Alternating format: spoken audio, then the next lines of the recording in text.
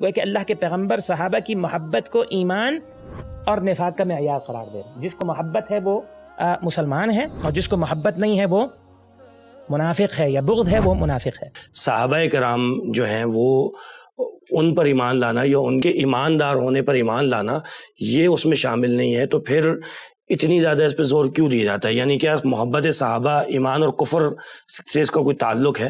بارک اللہ فیک شیخ کامران، یہ آپ نے بڑا جسے کہہ لیں کہ بڑا اہم سوال کیا ہے.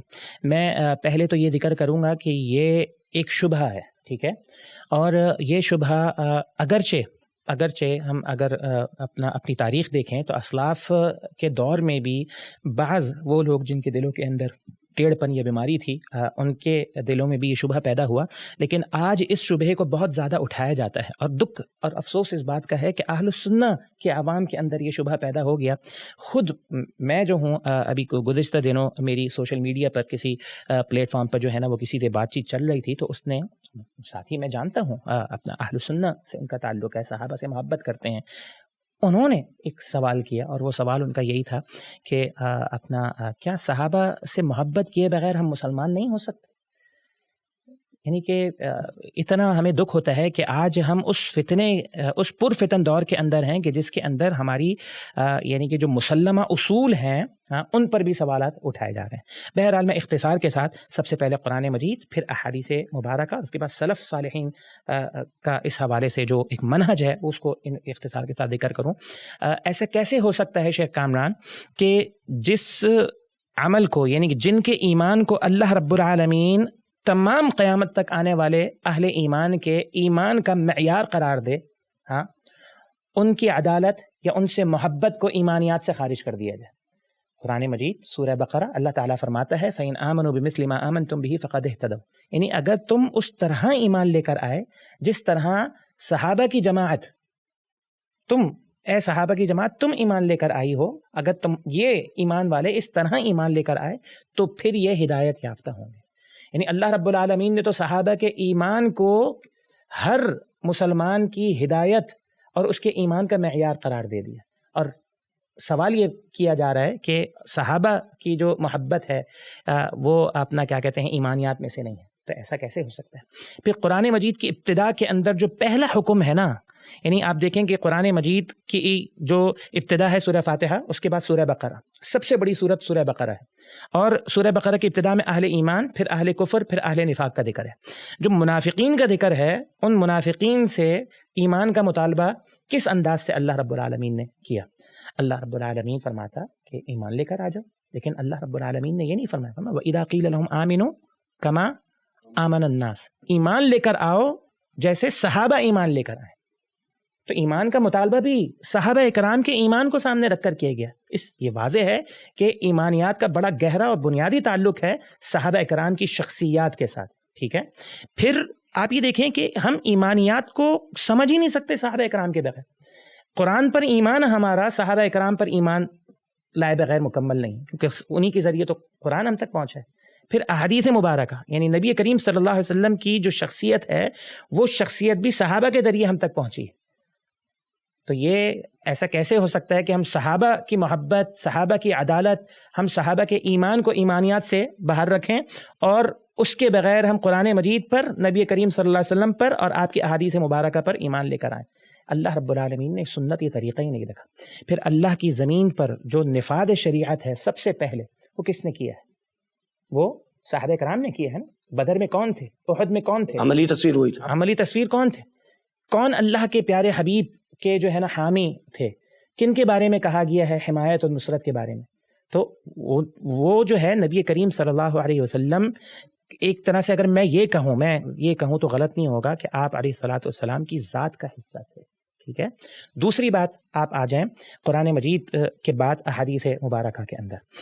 امام بخاری رحمہ اللہ نے اپنی صحیح بخاری الجامع الصحیح کتاب الایمان کے تحت باقاعدہ باب ایک تبویب کی ہے کہ اپنا حب الانصاری من الایمان، ٹھیک ہے، یا علامت الایمان، اس طرح کا باب قائم کیا ہے کہ انصار صحابہ کی محبت ایمان کی علامت ہے. گویا کہ امام بخاری احادیث کے ذریعے یہ منہج اور عقیدہ بیان کر رہے ہیں کہ جی صحابہ اکرام کی محبت جو ہے وہ ایمان ہے. پھر اس کے تحت نبی کریم صلی اللہ علیہ وسلم کی حدیث لے کر آئے ہیں صحیح بخاری کے اندر. آپ علیہ السلام نے فرمایا کہ آیت الایمان حب الانصار و آیت النفاق بغض الانصار. آپ علیہ السلام نے انصار صحابہ کی محبت کو ایمان کی علامت قرار دیا اور انصار صحابہ سے بغض کو نفاق کی علامت قرار دی. وہ کہ اللہ کے پیغمبر صحابہ کی محبت کو ایمان اور نفاق کا معیار قرار دے رہے ہیں. جس کو محبت ہے وہ مسلمان ہے اور جس کو محبت نہیں ہے وہ منافق ہے یا بغض ہے وہ منافق ہے. پھر اسی طرح تھوڑا سا آگے چلیں تو آپ دیکھیں نبی کریم صلی اللہ علیہ وسلم کو فرمایا یہ تو انصار کے بارے میں ہے نا. یہاں پر ایک سوال پیدا ہوتا ہے یا ہو سکتا ہے کہ یہ تو انصار کے بارے میں ہے, مہاجرین کے بارے میں تو نہیں ہے. تو لہذا اہل علم کا اس بات پر اجماع ہے کہ مہاجرین صحابہ انصار صحابہ سے افضل ہیں. تو جو افضل یعنی کہ جو مفضول ہیں, جو کم افضل ہیں, جب ان کی محبت کو ایمان کی علامت قرار دیا گیا اور ان سے بغض کو نفاق کی علامت قرار دیا, تو جو زیادہ افضل ہیں ان کی محبت تو بالاولا ایمان کی علامت اور ان سے بغض بالاولا نفاق کی علامت قرار پاتا ہے.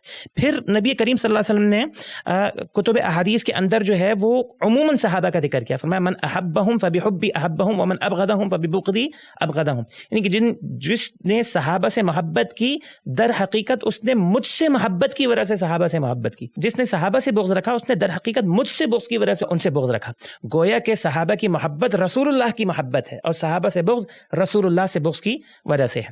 پھر آپ اسی طرح تھوڑا سا آگے چلیں تو وقت نہیں ہے ہمارے پاس کہ میں ورنہ بیان کرتا کہ سیدنا ابو ہریرہ کے بارے میں اللہ کے پیغمبر علیہ الصلوۃ والسلام نے یعنی کہ جو دعا کی تھی اللہم حبب عبیدک ھذا, ٹھیک ہے, اللہ اپنے اس بندے کی محبت جو ہے و امہ اور ان کی جو والدہ ہیں ان کی محبت جو ہے اپنے مومن بندوں کے دلوں کے اندر پیدا فرما دے اور مومن بندوں کے دلوں میں ان کی محبت پیدا فرما دے. سیدنا ابو ہریرہ کیا کہتے ہیں؟ کہتے ہیں کوئی ایسا مسلمان پیدا نہیں ہوا جس نے میرے بارے میں سنا یا مجھے دیکھا اور اس نے مجھ سے محبت نہ کی. صحیح بخاری کی روایت. وہ ہے کہ ابو ہریرہ ایک صحابی کی محبت جو ہے وہ ایمان کی علامت قرار پائے, چاہے جائے کہ سارے صحابہ کی محبت.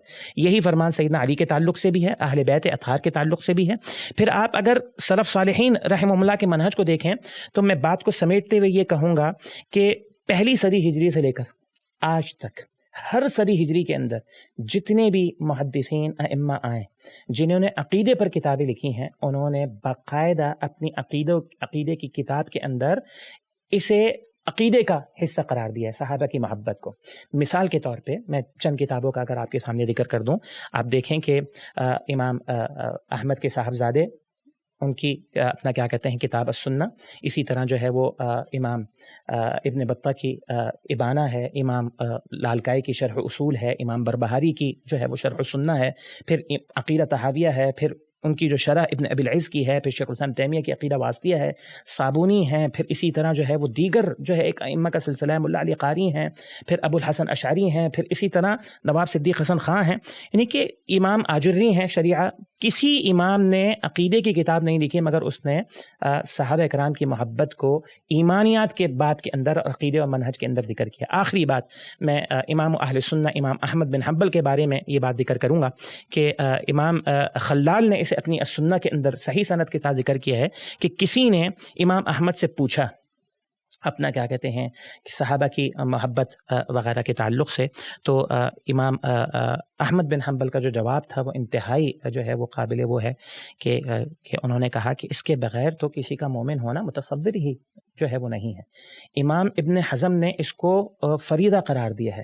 امام حسن البصری رحمہ اللہ نے اسے ان سے پوچھا گیا کہ صحابہ کی محبت سنت ہے, انہوں نے کیا جواب دیا؟ انہوں نے جواب دیا کہ لا, سنت نہیں ہے بلکہ فریضہ ہے. ٹھیک ہے. پھر اسی طرح امام مالک کیا کہتے ہیں؟ امام مالک رحمہ اللہ فرماتے ہیں کہ سلف الصالح, جو سلف صالحین ہیں, وہ اپنی اولاد کو صحابہ کی محبت اس طرح سکھاتے تھے جیسے قرآن مجید کی صورت یا کوئی سنت ان کو سکھا رہے ہیں. تو یہ ساری باتیں اس بات پر دلالت کرتی ہیں قرآن مجید سے بھی, احادیث سے بھی اور سلف صالحین کے عقیدے سے بھی کہ ایک شخص کا ایمان مکمل ہی نہیں ہو سکتا صحابہ اکرام سے محبت کیے بغیر یا صحابہ اکرام کی عدالت کو تسلیم کیے بغیر. اور عملی اعتبار سے صحابہ کی محبت کو اپنے اندر اور اپنے معاشرے کے اندر, اپنی اولاد کے اندر, اپنی نسل کے اندر پیدا جو ہے وہ کیے بغیر. اس کے علاوہ بھی بہت سارے دلائل تھے, ہم اسی پر اکتفا کرتے ہیں. امید ہے سوال کا جواب واضح ہو گیا ہوگا.